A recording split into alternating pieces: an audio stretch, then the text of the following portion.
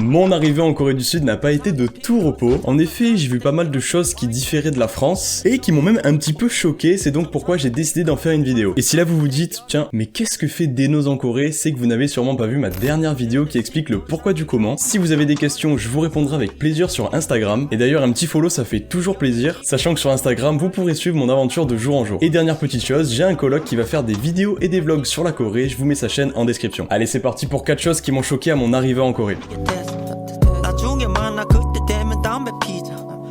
Alors je vous avoue que celui-là il me fait assez peur. En fait pour tout vous expliquer, au début je n'étais pas au courant de ce fait, et c'est en me baladant un petit peu sur TikTok que j'ai vu des gens qui se plaignaient de perdre des cheveux, qui conseillaient d'acheter des shampoings anti-perte de cheveux, qui conseillaient même de mettre des filtres dans la douche, et c'est là que j'ai commencé à m'inquiéter, donc je suis allé vérifier, et effectivement c'est vrai, la Corée est un pays développé, elle propose de l'eau potable, c'est même une eau qui est très bien classée mondialement, mais nous, Européens, ou en tout cas personne n'ayant pas des cheveux habitués à cette eau, elle peut être vraiment dangereuse et provoquer des pertes de cheveux. Donc autant vous dire que ça a été un petit peu la panique, et pour l'instant avec mes colocs on se lave la tête avec des bouteilles d'eau minérale parce qu'on n'a pas vraiment le choix, parce que oui, chose que j'ai dit dans ma première vidéo, en fait pour l'instant je suis confiné 15 jours car tous les étrangers qui arrivent en Corée sont confinés. Donc voilà, pour l'instant ce sera une vidéo sur des remarques que pour l'instant j'ai pu découvrir uniquement en étant confiné, et vous voyez qu'il y en a déjà 4. Donc rien que la vie de tous les jours à la maison est vachement différente d'en France.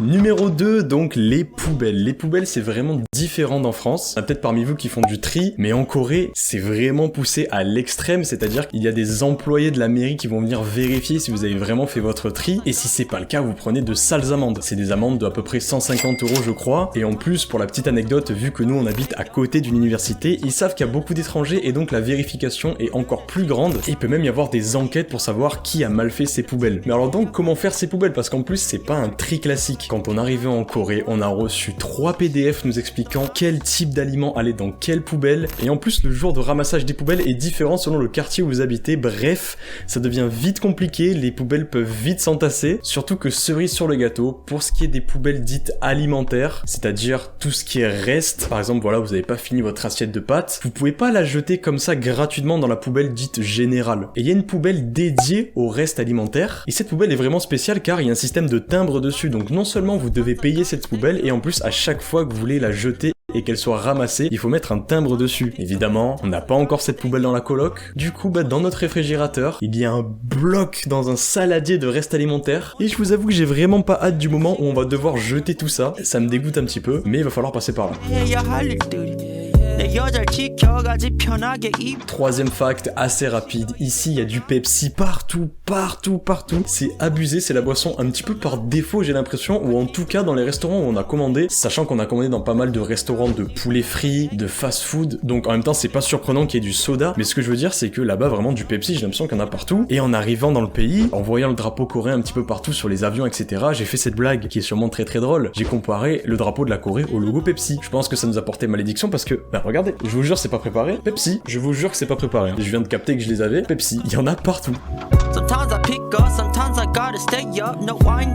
Quatrième et dernier fait, alors ça pour le coup j'ai pas pu l'expérimenter, mais c'est un petit peu triste et ça fait un petit peu peur. Apparemment, d'après beaucoup de témoignages que j'ai pu lire et voir sur internet, avoir des dates avec des Coréens en tant qu'étrangers ça paraît assez compliqué, ou en tout cas il faut beaucoup se méfier, parce qu'avoir un date justement c'est pas très compliqué, c'est même assez simple, mais la raison est très simple et vous le sentez peut-être venir, c'est qu'il y a beaucoup de Coréens et de Coréennes qui prennent les étrangers un petit peu comme des fantasmes, et du coup il y a beaucoup de témoignages d'étrangers relatant des discussions un petit peu lunaires avec leurs dates coréens du style est-ce que tu veux être mon esclave, est-ce que tu es vraiment si ouverte d'esprit, enfin voilà, on peut vraiment s'imaginer qu'ils voient les étrangers comme totalement ouverts à plein de choses, ouverts d'esprit, alors que c'est pas forcément le cas, et j'ai l'impression qu'ils prennent ça pour acquis. Donc évidemment attention, c'est pas pour diaboliser, c'est pas le cas de tout le monde, mais j'ai pu lire énormément de témoignages et c'est un running gag, même si c'est pas drôle entre guillemets, que je vois beaucoup sur internet, donc voilà, faut faire attention. Et voilà, ça sera tout pour cette première vidéo sur la Corée, je vous en réserve plein d'autres, j'ai déjà plein d'idées, en seulement 15 jours il m'est déjà arrivé tellement de choses et j'ai tellement de trucs à vous dire, je pense pas vous faire des vlogs parce que voilà, je suis pas vraiment bon pour ça et je sais que je tiendrai pas le rythme. Par contre, des petites vidéos à thème comme ça me rappelle un petit peu le format de vidéo que je fais sur les animés tout simplement. Donc surtout, n'hésitez pas à vous abonner à la chaîne pour suivre tout ce qui va arriver. Le petit like, ça fait toujours plaisir. Et je vous rappelle que la chaîne d'Abdou est en description, donc n'hésitez pas à aller la voir. Sur ce, c'était Denos, je vous dis à la prochaine. Allez, ciao ciao.